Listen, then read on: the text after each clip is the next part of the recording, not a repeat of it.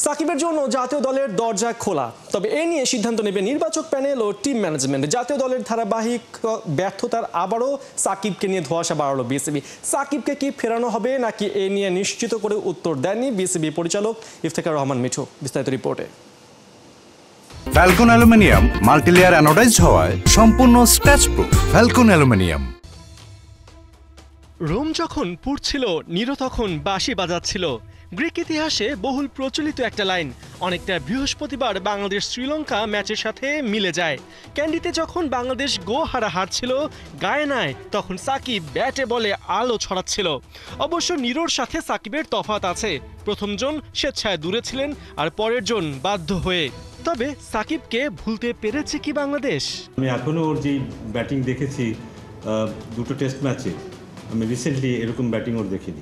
আমার মনে হয় সবার মনের মধ্যে কোনো না কোনোভাবে ও থেকে যাবে। সাকিব তো world one of the finest allrounder, এবং আমরা আশা করব সাকিব ফিট থাকবে এবং ভালো ক্রিকেট খেলবে। অ্যাজ আ ক্রিকেটার বাংলাদেশের গ্রেটেস্ট ক্রিকেটার হচ্ছে সাকিবুল হাসান। এটার কোনো সেকেন্ড চয়েস কারো কোনো বলতে পারবেন না। বিসিবির তিন কর্তার মুখে ধারাবাহিক এমন সুরে প্রশ্ন জাগাটাই স্বাভাবিক। তবে কি তিন ফরম্যাটে সাকিবকে ফেরাতে ভাবছে বিসিবি?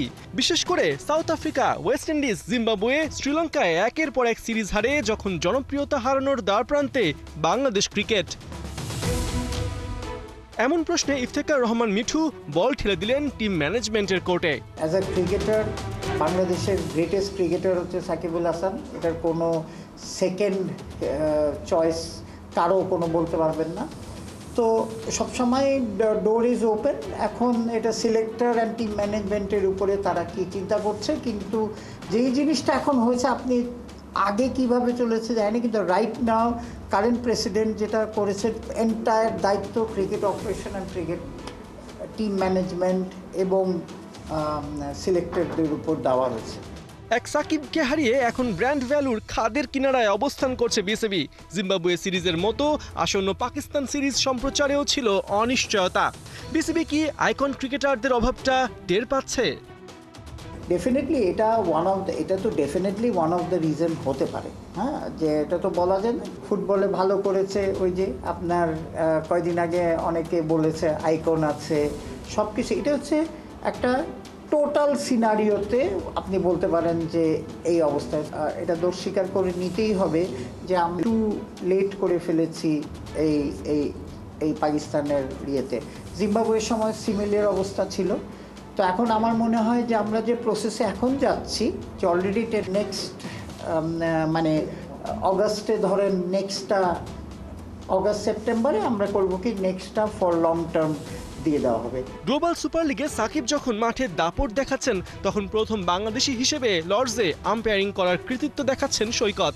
শুধু এলিট প্যানেল নয়, ভবিষ্যতে মানসম্মত আম্পায়ার তৈরির জন্য সাইমন টফেলের সাথে 3 বছরের চুক্তি করেছে বিসিবি। এবার জানা গেল সাইমন টফেল একা আসছেন না। এক সাইমন টফেল না, তারা একটা গ্রুপ আসবে, তারা গ্রুপ এসে এটা করবে। আর আপনি যদি ইমেজের কথা বলেন, আপনি সাইমন টাফেলের মতো সারা দুনিয়াতে জানবে যে সাইমন টাফেলের মতো একটা ব্র্যান্ড বা সাইমন এক্সপিরিয়েন্স লোক বাংলাদেশ আম্পায়ারদের আপনার তারা ট্রেনিং দিচ্ছে। তো সুতরাং বাংলাদেশের আম্পায়ারদের ডোর কিন্তু ওপেন হয়ে যাচ্ছে ফর আলাদা বিয়েতে। পার্থ বণিক, ৭১।